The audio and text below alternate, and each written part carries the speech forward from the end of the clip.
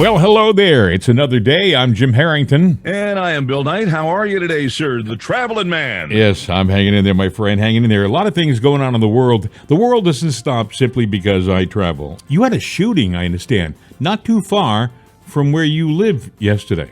Yeah, about 30 minutes. Actually, I was, I told you, I think, that kind of looking at the e-bikes, the electric bikes with the hubs and all that stuff. Don't have to explain those.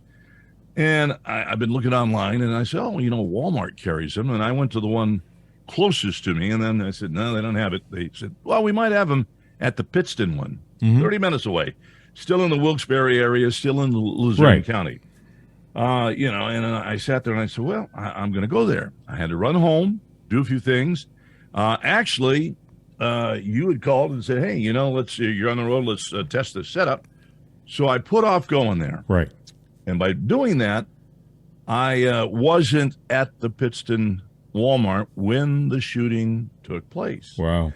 Now, I wouldn't have been in the exact area in that store because I would have gone back to the bicycles to go, hey, do they have, these, good trail bikes that have the electric hub? And, but I wasn't there. But yeah, it was kind of weird, so I could have been there. Bill, there are more shootings in this country than you can imagine. People hear about the ones in Buffalo and Uvalde, but I was reading and I haven't got the exact figure, but there have been at least 240 mass shootings this year. And I was just reading, there were 3 people killed in a shooting in a Tulsa, Oklahoma medical facility in the past day or so. So yes. And we don't hear about that. It's like, and you got North Carolina too. Some kids in a car went out and they came out and they had some assault type weapons tucked in their pants, shirts over. Then they just pulled them out in the parking lot, on the camera, and they started shooting up things. And I'm like going, and I think I mentioned to you in a text with this going on that I was going, wait, there's a psychological word for this. The one that came up was the butterfly effect, which is a chaotic thing. It's really used in math and weather, but it's also been used to describe people and what they do. But it's when a phenomenon that it has a minute change in a complex system, it can cause a large effect. Well, you got this going on with all the news and everything going on in politics, the war, the shortage of food, high gas prices is causing the crazy to come out. There was even the psychiatric community back in 2020 and 2021. They came out and said, look, with everything that's going on, the crazy and people is going to come out. People are going to start acting up and doing wild stuff. It is making us psychotic and crazy. Right. So they know that these conditions and everything that's going on is going to have this effect, and here we're attacking the guns. Well, it's the guns that are doing it. And, when it happens in your backyard, you kind of go, well. And every time every time there's one of these incidents, they call for somebody with a gun to protect them. They call for many people with a gun to protect them. I have a concealed carry. I used to carry, but I have decided because of all the craziness, I'm not going to carry the gun with me because if I would have been there, I might have, if I was close, I might have thought about it. Do you ever wonder though, Bill, how come in recent times we seem to have a cluster of these things happening now? It's not like it's once this year and there'll be, 2 years there'll be another one. There was one in Buffalo. Within 2 weeks, there was the Uvalde shooting. And again, like we said, there have been smaller mass shootings since then that we haven't heard anything about. Right. There was a series of movies that started back in 82 and came forward. The one in 82 was, I think it was Death by Ring or something like that. It was about a disgruntled telephone company employee that figured out how to manipulate people's minds with a phone call and a word. And well, that was taken forward because I think it was used in some kind of CIA killer thing where they programmed people to, you'd get a phone call or you might hear a phone booth ring and you go answer it. Right. And it'd be one word and boom, you'd go out and you'd kill somebody. If you were to subscribe to maybe there's something going on out there that people are being manipulated, and that you have these sleeper killers all over that don't know that they're sleeper killers, but they've been programmed. I just think There's it's unusual, possibility. for example, that we have an 18-year-old kid in Uvalde who has two $2,500 rifles. He crashes an expensive vehicle before he goes into the school. He has hundreds of dollars worth of body armor. He has, I guess he had a lot of ammunition with him, too. Ammunition is So not you're cheap. questioning, how did he afford all that? Exactly, and he was a part-time hamburger flipper at a fast food restaurant. So even if he made $15 an hour, that ain't going to happen. And even, when you have a budget, like say you or me, that's still probably not going to happen. I mean, the truck was pretty expensive truck, over 50 grand. There just seems to be, and I can't tell you exactly what it is. There are a lot of people who have opinions about conspiracies and things like that. All I can say is it doesn't seem to be a random act. It seems like there's something more behind it. And I wouldn't put it past somebody to do that. I think we don't live in the world we thought we lived in. If you're like me, Bill, I grew up thinking we're in this beautiful country, that the land of the free, the home of the brave, all of the stories you read in your history book were what they were, and that we had no problems in this country. And I think we have got a deep problem behind the scenes in this country. I think the Washington swamp is just that. It is a swamp. It is filled with a bunch of people who are running things, and they're mostly unelected. And I don't know who they're accountable to. And I think that goes to what I would like to play for you next. All right. As you probably know, there was an economic forum conference in Davos, Switzerland. I think it ended last week. It was Yes, it did. for a couple of weeks, and it was one of the guys who runs it is a guy named Klaus Schwab, and Klaus Schwab is, I believe, he's Swiss, although he sounds like he's German, and he is a globalist. He's a blatant globalist. He believes that there shouldn't be borders. He believes that we should be working for a common worldly good, not for the betterment of the United States or individual countries. And he's not just some crackpot on the corner. He's a guy who's worth a lot of money, surrounded by guys who are worth a lot of money who think the same way. He invites people in, people that you would have thought, by the way, would not go to a conference like this. Guys like Darrell Issa, who's a rich guy outside of Congress, but he's a congressman. He's a Republican.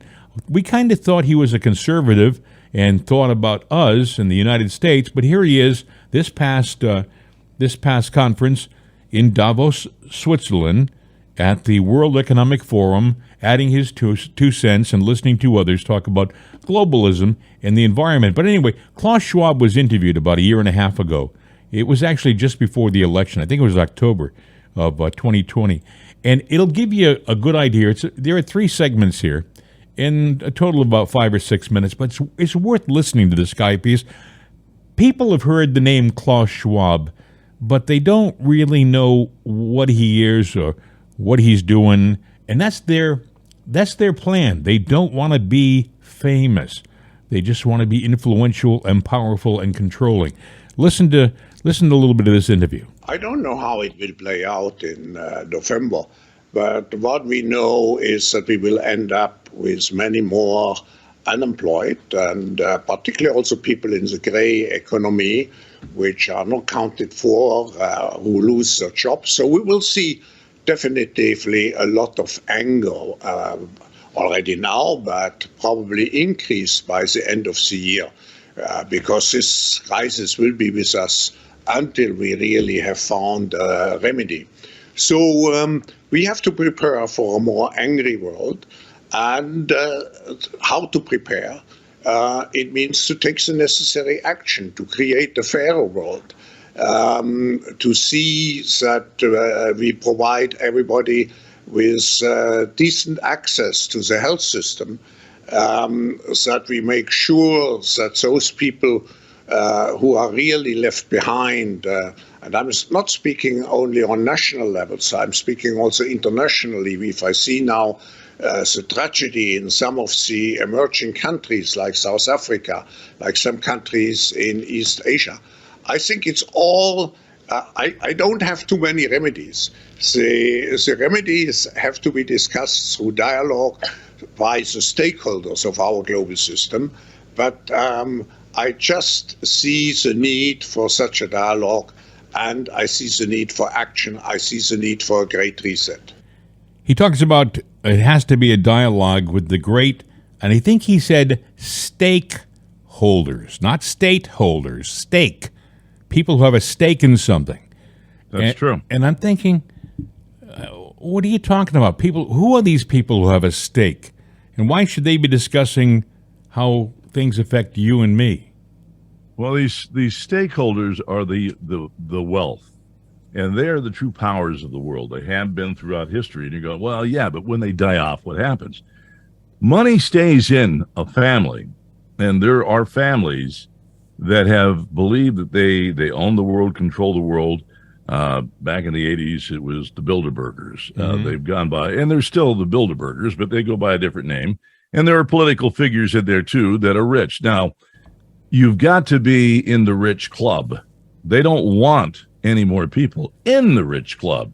You know, you can sit there and figure out a money formula and get yourself into the millions and probably into the billions. I mean, Tesla did it from a simple kid that was sitting at his computer. He had ideas and dreams, and he brought them to reality. But he's not a part of their club, and they don't like that because he doesn't want to be in that club. But that's what these people want to do. You mean Musk? Musk. Elon Musk. When you said Tesla, I was thinking of the original Nikola Tesla. Yeah. I'm thinking, well, Nikola Tesla died in 1940. No, he died. Now, if he did what he wanted to do, he died penniless. But energy would be a lot different. It would be free. And it would be free, yes. And the theories actually work. Everyone knows that. There's a company, ironically, that from a South Korean and a Ukrainian person years ago that perfected it. There's a company out west that does it, where you can sit there and generate your own power and not pay a damn cent to anybody. You know what they did, though, when he died? He lived in the New Yorker Hotel in New York City for the last 20 years of his life. Kind of an eccentric guy. He was a genius. Without a doubt, he was probably more of a genius than Edison. Edison was kind of a businessman. Edison was sort of like the Bill Gates of his generation. He would find things and he'd make them successful. And Nikola Tesla was the guy who didn't find things; he invented things from scratch. Yeah. But when he died in I think it was 1940, the FBI went into his room. He stayed in one suite of rooms in the New Yorker Hotel. They went in immediately and confiscated all of his records and files and personal items, and squirreled them away to some place very secret. And I don't think we ever saw them again. No, somebody has, but not you or I. But yeah, my point was. Oh, go ahead. All I was going to say is that this cabal that we're talking about, and I say, I think it is a cabal of like you, rich people. Influential people, stakeholders, as Carl Schwab says. I don't think it's a new thing. I think it's been around for a while. I'm talking decades. And yeah, more than decades. Yeah.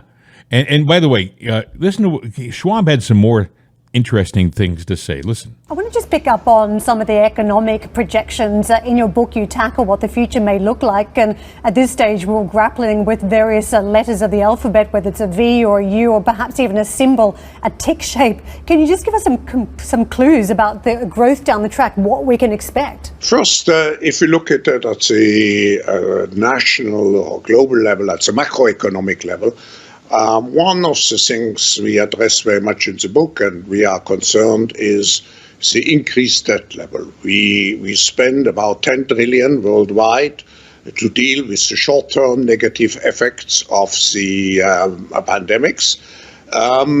But we should be aware we are just increasing our debt situation.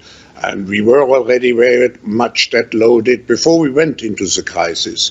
So how to get at the end out of this debt situation is still a big question mark. Second, we know that there's quite some impact on different industries. We know that certainly the health industry, the digital industry will go out of this crisis strengthened. But we know that many industries which rely particularly on physical interaction will have difficulties to survive.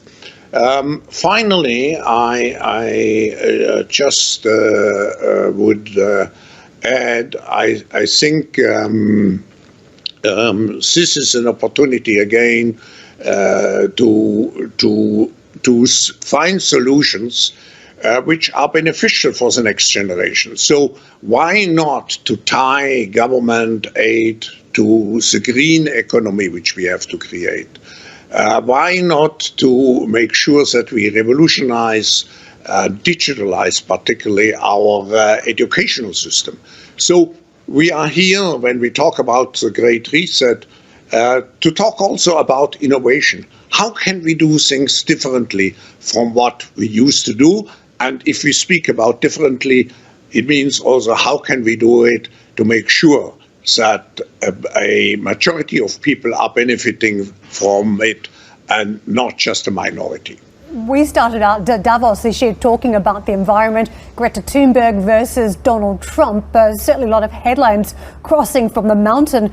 But last time round in the crisis, we saw people didn't care so much about the environment when we were talking about large-scale job losses. This time seems different. Are you surprised about how strong the sustainability theme has been right through the pandemic? No, I would see even a chance to accelerate, let's say, our transition into a green economy, because people probably recognize that we have to become more resilient. We have now the experience of one crisis. The environmental crisis, the climate crisis could be a much bigger one.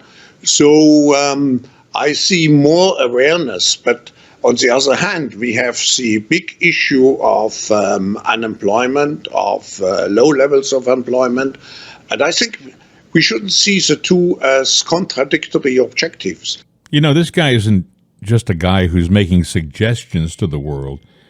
This is a guy who is putting money behind this, who is trying to influence governments, who doesn't, he won't admit to this. He'll sound like just an interested world citizen. But there's something more nefarious going on here. Oh, yeah. You know, when they got together, it's all the rich people, and they're talking about our lives. Yeah. And how they're going to control our lives and live our lives. And they don't own me. Mm-hmm. And, you know, that was what the United States, besides taxation, was about, you know, getting away from all of that crap. But it obviously hasn't happened. You know, the money is always controlled. Well, he ended it with this here. To what extent would a reset be brought about by a change in the White House, the election of Joe Biden, for instance? I don't know.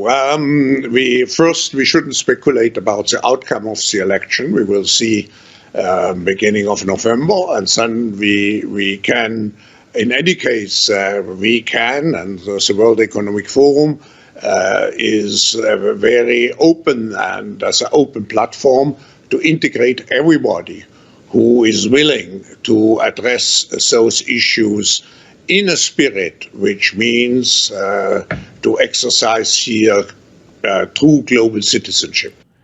That's what he's looking for. He's looking for a global government. But what he said in the segment before this one that struck me was he talked about how the pandemic sped up their whole process of changing to the Great Reset.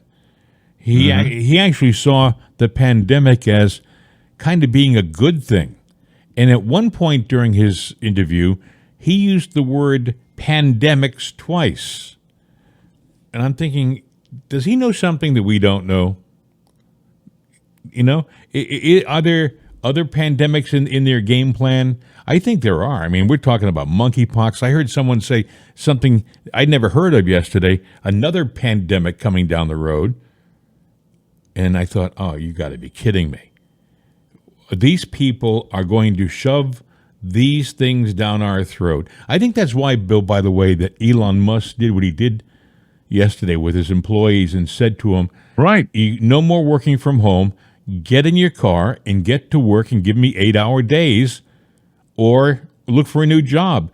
Right. I think what he's saying to his employees is it's unhealthy. Stop it. Get home and start working. Everybody's got to do that. But you know what? They do another lockdown.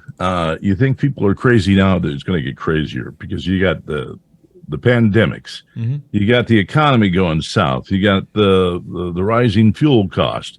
You got inflation. Food. All the necessities of life are being choked.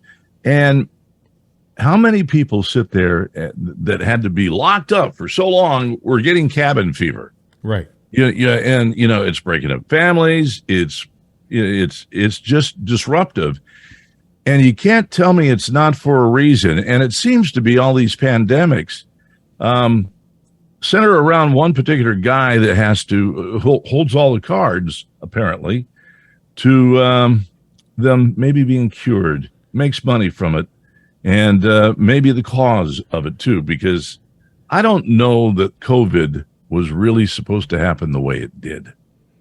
I think you're right.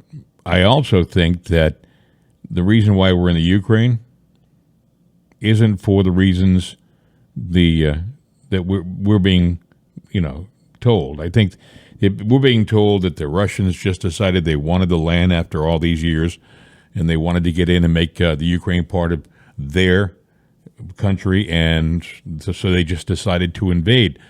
What the Russians are telling their people is that they went into the Ukraine to shut down the biolabs that we had on the border, which at first we denied having. Then we said there were only 8. And then they said, well, okay, there might be 30 or 40. And they were making bioweapons in these labs on the Ukraine-Russian border. Now, we don't hear a lot about it even now. Even now, they admitted to it at one point during the invasion, then they kind of backed away, and the news media dropped it like a hot potato. Right. Well, if the truth be known, Ukraine was part of Russia at one time. I mean, you go back to the Gorbachev era, and you'll see what happened there and why Russia lost some of its states, 13, I believe, or something like that. But they were all countries that they had gobbled up. Yeah, they had gobbled up, and and then they got coughed up. But either way, Russia and the loyalists still consider them a part of it, and there are Russian, citizens I say of Russian descent, right, that live in these countries. So they're split, they're torn. But with this war, we wanted that war. There are people in Congress that have financial ties to the Raytheon companies and everyone else that makes the war machine. They win or lose. One of the things that Biden just did is he gave them, I think it's the MLRs, which is the rocket, the missiles. Yeah, the missiles. But they have a 200 to 300 mile range, so they are precision missiles that will hit their target and go deep inside of Russia, which is one thing that has really got. Well, I got a question for how far. Vladimir shorts in a knot. How far is Moscow from the Ukraine-Russian border? I don't have a map. Couldn't tell you. You can I think Google it's fairly. It real quick. I think it's fairly close. It might be. Yeah. It might be within range. Yeah, or you can get it within range. And when he said, Biden didn't say the MLRs. He just said we are giving them sophisticated, long-range precision rockets. And Vladimir's ears went up, his antennas went up, and he said, "You do that, and this is World War III." And I get it, whether you side with them or not. We are picking a fight, and we're going to get this fight because it benefits somebody, but it's not you and me. And they don't care about you and me. It's like two guys are fighting on the street, and on the side of one guy is a guy who keeps picking him up, dusting him off, and then he hands him like a hammer. Mm-hmm. And now he's got, let's say he drops the hammer. So that guy who's not in the fight then turns around and hands him a knife. He's not fighting the other guy, but he really is. He has a stake in the outcome of this. He's trying to influence the outcome of this fight. At some point, the guy who hasn't got the knife and the hammer, the guy who's getting beat up, is going to come after the guy who has the hammer and the knife, because he's going to want to stop him too and punish him. Oh, too. he's going to get his get-evens. If he doesn't get it now, he's going to get it down the road. And if he's not around to get those get-evens, someone else for him will. And that's how it works. So, Bill, here we are. In the meantime, we have these shootings, which are a massive distraction, takes the public's eye off the ball of what's happening overseas in the Ukraine. I wake up this morning, for example, and I turn on the cable news, and they're doing wall-to-wall coverage of the Queen's Parade in London. And I'm thinking, excuse me, but didn't we fight a war to get away from this nonsense? This pomp, and it's the Queen's, I forgot whether it's her Golden Jubilee or Platinum. I don't give a rat's ass about the Queen. Oh, no, but it's wall-to-wall, Bill. They got the carriages, and they got the guys in the red outfits, and they're walking with a lot of pomp and circumstance. And I'm thinking, this is a distraction. In the meantime, there are people who are dying, who are fighting, who are getting killed over in the Ukraine, which the Ukraine has become like an afterthought. People don't know what's going on. People are so confused with the headlines. They can't make head nor tails. They don't even know whether the Ukraine war is still being fought. Is that still going on, the Ukraine war? I thought we finished that. I haven't seen anything about it in the news. No, it's still going on, and yeah, you're right. It is a distraction of what's going on out there. And if you really understood, I mean, how can we be oblivious to the fact that gas prices are going to, well, they've never been this high in California, $8 and over. They're resetting the pumps so they can charge over $10 because the pumps are set up that way. They got to modify the pumps. Of course, California is going to go all electric, and that's a whole different thing because the infrastructure is not even there for it. It's going to take a long time. So we've got that going on. And, when you talk about the rising fuel cost, think about the winter and the simple fact that the shut-ins, the elderly people that won't be able to afford the oil to stay warm, you're going to have people freezing in their homes. The rolling blackouts that are coming, the empty food shelves are coming. Even Biden has admitted that. Inflation is running wild. He's talking to the Fed. And there is another governing group that has nothing to do with the United States, but they control our money. I heard an economist say that this whole thing, folks, isn't something that we did as a public wrong. It's all as a direct result of our government. Our government has created all of this mess. Our government, the politicians, the trillions of dollars that we've printed, the billions of dollars that we've handed out to countries like the Ukraine, all of that stuff, the billions of dollars we left in equipment. We forget that we left $89 billion worth of our equipment in Afghanistan, and people have forgotten about that. Like, it's like, do you leave something in Afghanistan besides the Americans that we haven't taken home? Oh yeah, we left $89 billion worth of equipment. Well, that equipment and then stuff that we're sending to the Ukraine is showing up on the black market. So, everything that we've done has been a very wise choice. It's going to come back and bite us in the butt. So, and Bill, by the way, it does, all of this has something to do with Carl Schwab. People may say, well, why did you play the Carl Schwab stuff and go into Ukraine and go into all these things that are happening around the world? There are a lot of people who believe, a lot of theorists believe that the people like Carl Schwab and his cohorts are behind all of this. Their plans are not out in the open. We don't see them as a public. You only see what he wants you to see. They only see what they want to present to us. Most of their conferences are held in private, and their discussions are held in private, and their decisions are closely held too. The news is busy vilifying Trump again, and lawsuits that were filed because of the election. Going, well, another judge has thrown out another fake Trump theory, and it's like it was a federal judge appointed by a Democrat, kind of like Hillary's trial with the Sussman, who was cleared of all charges, even though he admitted that he did everything, and Hillary was found guilty too. The judge, well, it wasn't the judge, it was the jury, which all had connections to Hillary. The judge was appointed by Bill Clinton. How that was it. That's the perfect kangaroo And everybody court. knows about it, Bill. Everybody knows. Everybody in D.C. is aware how fixed that whole thing was. They almost laugh at it. And I love seeing Sussman come out after his acquittal and say, you don't know how tough this has been on me and my family. I'm very glad that the jury came to the proper outcome unanimously. And I'm thinking, you got to be kidding.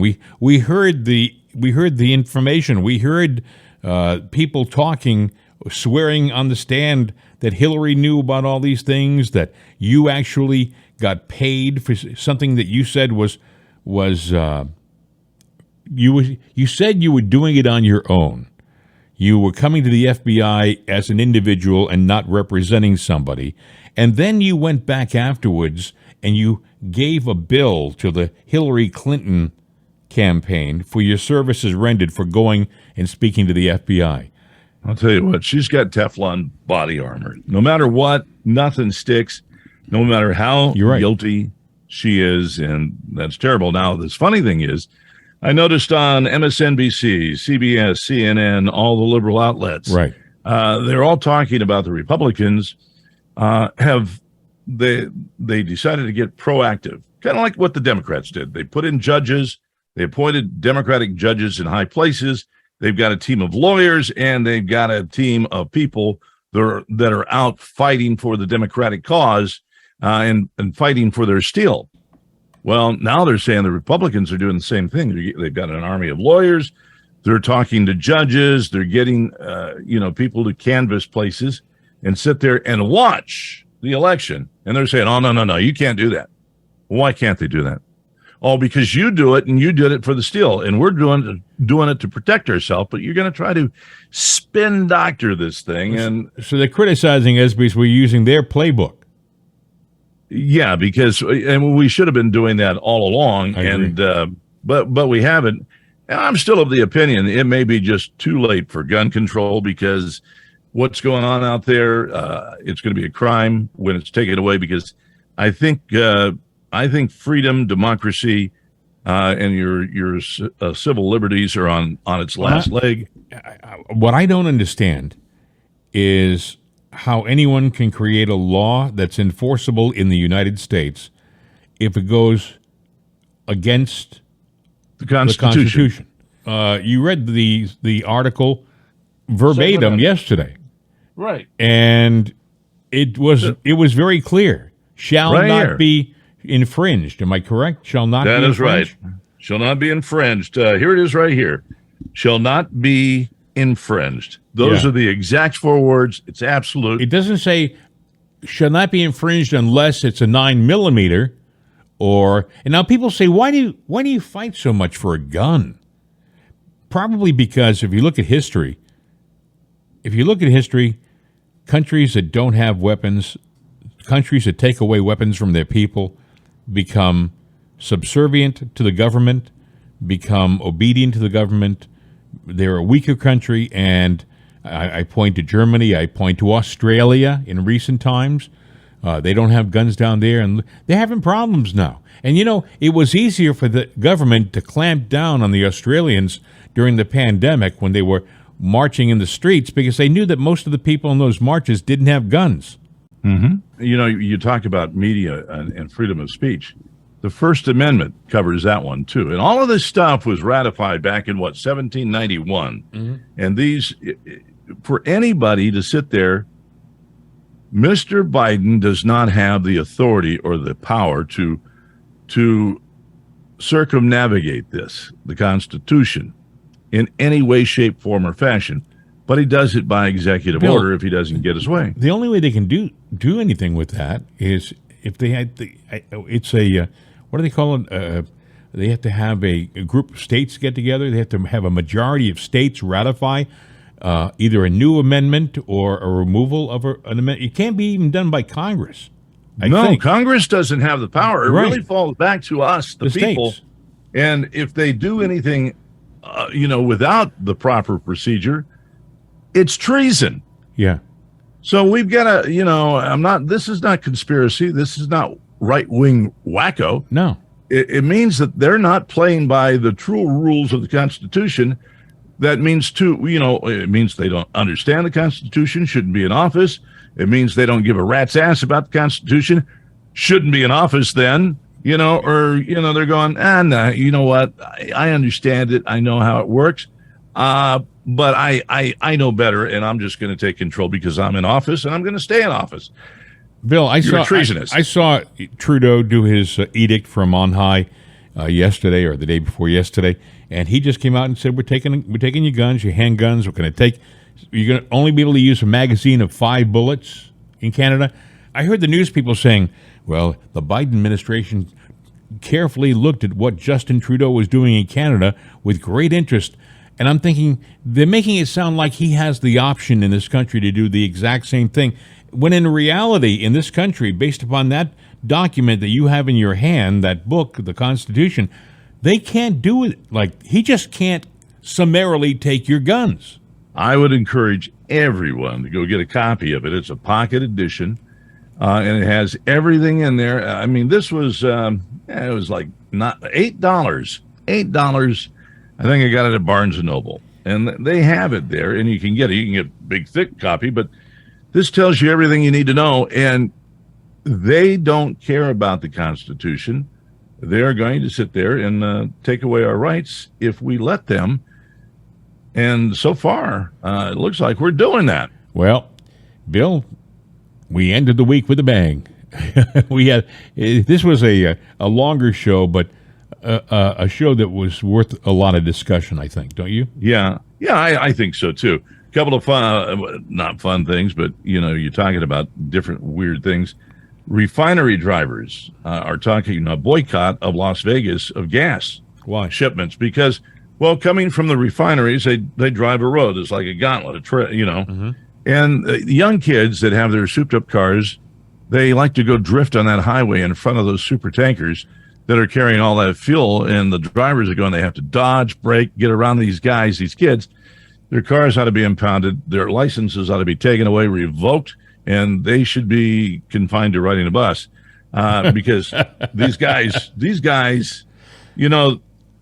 I knew a tanker driver, and yeah, it's a safe job as it can be, but they can't get insurance because they're driving a bomb through town. I don't think for your convenience. I don't think they could smoke. I don't think tanker drivers. Maybe I'm wrong. I sure as hell wouldn't. When I see a tanker truck on the road, I way back a little bit or get way the hell ahead of it. Marjorie Taylor Greene, she's in hot water because she made the comment that 200 years from now, society will be extinct because of LGBTQ and this transgender movement. They said, "Oh, that's a bunch of bunk," and all of this stuff. Well, 86% of the people that they did a survey with identify as being straight. Well, let's look at that. It's not cool to be straight anymore or to say you're straight. You gotta use one of the surnames, the pronouns. It's very important now, and they're teaching it in school. As a matter of fact, now they are teaching that everybody is a transgender. You, me, everybody. So around I never thought of me as anybody who knows me. They knows that that's not necessarily the case.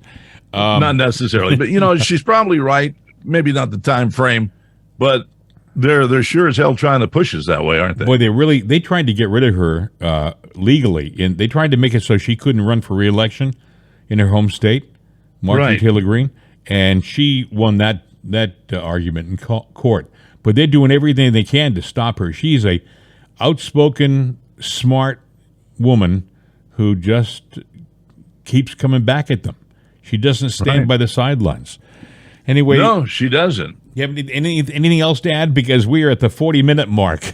I have got maybe an hour's worth of stuff to add, so we'll just cut it up into pieces and share it over the next week. Sounds good. Hope you have a great weekend, my friend. I hope you come back and join us on Monday for another I will. edition. You're the one that I worry about. You're the traveling one. Yeah, and, I'll be as fine. everybody's afraid of guns, you're going to a large crowd place that Thank you for making me nervous now. I'll say a prayer for you. What I'm saying is everybody's nervous anymore, and that's what they want us to be afraid and to lock ourselves up in our homes and bite our nails And not live. and march and live by their every word. Yep. Well, with the grace of God, that everything will go well, and those incidents like Uvalde and Buffalo will become few and far between. I think there's more to these stories. One day we'll find out the information, the truth. Sooner or later, we're going to get to the truth, but I hope it's not too late when we do. I hope not either. Hey, buddy, have a great weekend. Stay well. No barbecuing.